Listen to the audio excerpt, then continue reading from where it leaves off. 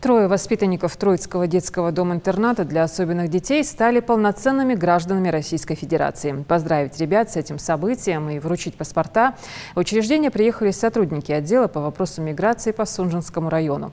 Вручение документов, удостоверяющих личность владельца, состоялось во дворе учреждения. Вместе с заветными паспортами ребятам подарили и сладости.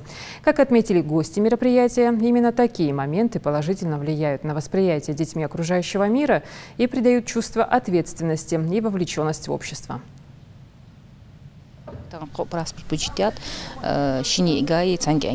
Достигшим возраста 14 лет.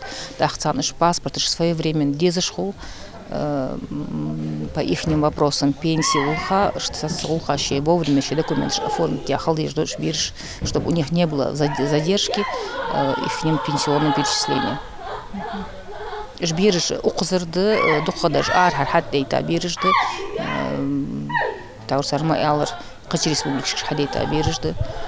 У них все документы должны быть в порядке, в свой срок.